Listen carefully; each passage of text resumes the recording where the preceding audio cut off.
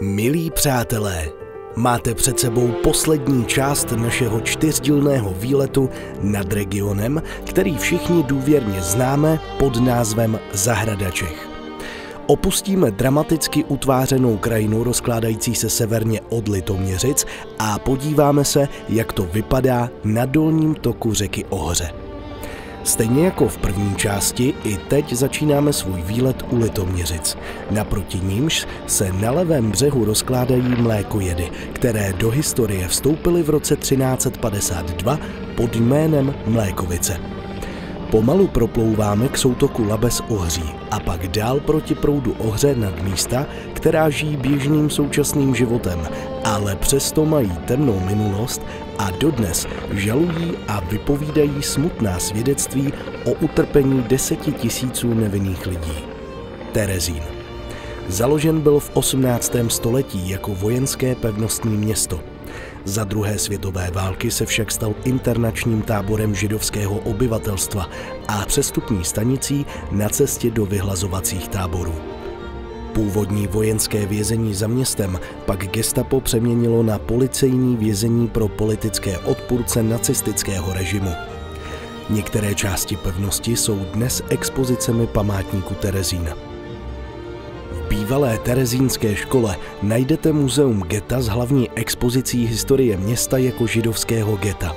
Magdeburská kasárna, kde sídlila židovská samospráva, jsou sídlem expozice věnované kulturnímu životu židovských vězňů. U Malé pevnosti zase najdete stálou expozici o historii policejní věznice. Místní části Terezína jsou i české kopisty po levé straně. Je to starobylá vesnice, která existovala už v roce 1229. Od roku 1913 je součástí dění ve vsi dnešní malotřídní základní a mateřská škola, v níž díky malému počtu žáků ve třídě vládne ta pravá rodinná atmosféra.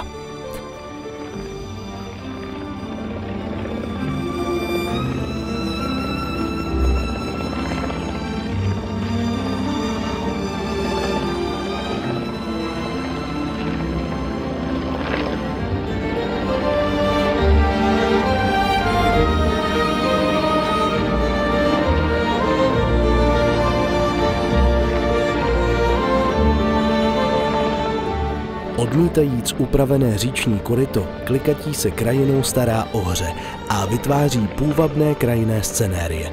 Kdo ví, jak zdejší krajina vypadala před staletími, když se začaly formovat Bohušovice nad Ohří? To už nám nepoví nikdo. Město je to starobylé, o čemž svědčí nejen archeologické nálezy artefaktů z doby před 3000 lety, ale i první dochovaná zmínka v listině z roku 993. Při pohledu na meandr slepého ramena, díky němuž mají Bohušovice svůj typický esíčkový tvar, je zřejmé, že Ohře tekla s největší pravděpodobností původně tudy. Její dnešní koryto překlenují u Bohušovic dva mosty, silniční a železniční. Ten železniční, který byl postaven v roce 1848, patří k nejstarším v Čechách. Takto z výšky se to ani nezdá, protože nad vodou se klene jen 5 oblouků a ostatní 4 jsou skryté v podrostu. Ale celková délka tohoto historického mostu, který je kulturní památkou, je celých 165 metrů. Proti proudu Ohře letíme dál a zanedlouho už nás vítají Brňany.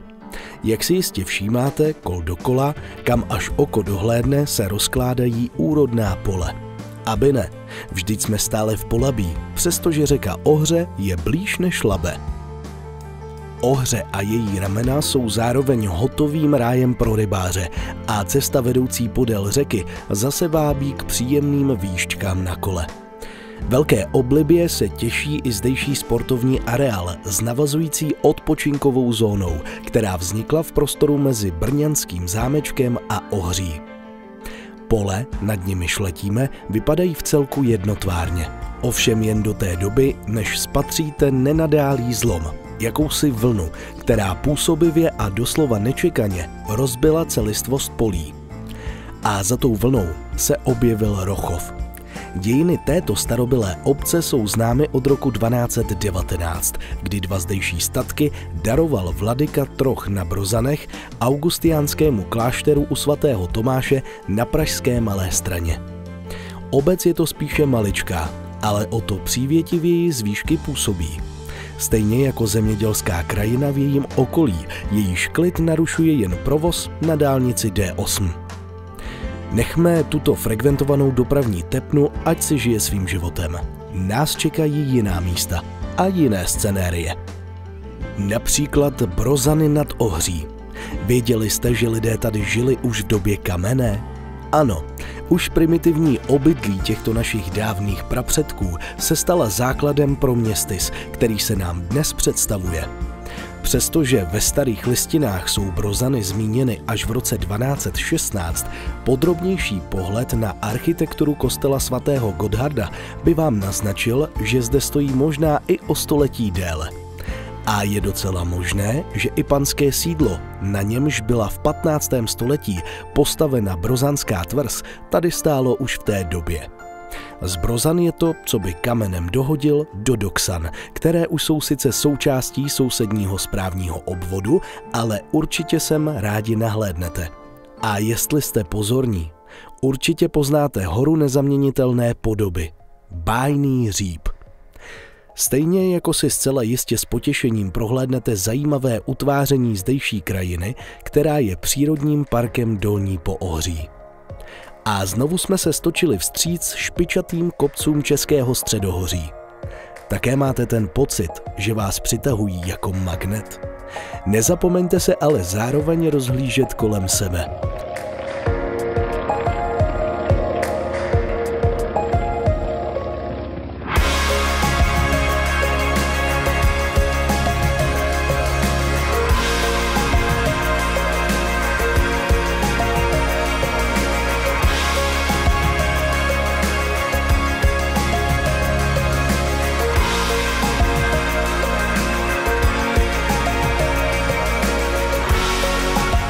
Právě prolétáme nad obcí Dolánky nad Ohří, jejíž pýchou je kostel svatého Jiljí. Původně zde na malém návrší stával kostelík gotický. Jeho nynější podoba je výsledkem barokní přestavby, jejíž autorem je proslulý architekt Antonio della Porta. Nad rovinami úrodných polí, sem tam ozdobených ostrůvkem stromoví, se blížíme k Olešku. A jak si můžete podle probleskování na pravé straně povšimnout, zároveň i Glaby.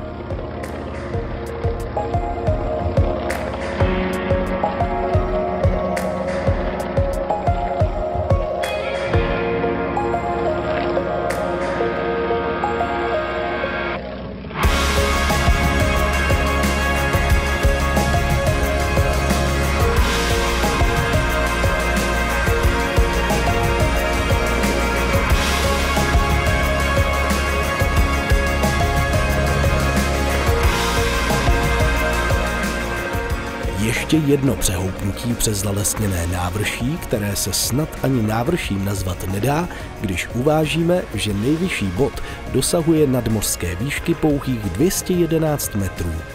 A už jsme na katastru obce Travčice. Náleží sem i ves jménem Nučničky, kterou můžete vidět vpravo. Možná nevíte, že původně se obec Travčice rozkládala severněji v jednom z meandrů řeky Ohře. V 18. století ovšem se císař Josef II. Rozhodl vybudovat pevnostní město Terezín a aby toto rozhodnutí mohlo být uskutečněno, Travčice se musela přestěhovat. Toto malé ohlédnutí se za historií a poslední pohledy na břehy Labe, Terezín po levé ruce a České Kopisty přímo pod námi budiž zároveň rozloučení s regionem, který nazýváme Zahradou Čech. Poznali jsme, že díky své různorodosti a mnohotvárnosti si tento název opravdu zaslouží. A přestože většina sadů na teplých stráních během věků splynula s přírodou, vznikají nové a Litoměřicko stále zahradou zůstává. Zahradou plnou zajímavých scenérií a historických památek, kterou jste prostřednictvím našeho výletu mohli poznat úplně jinak, z nebe.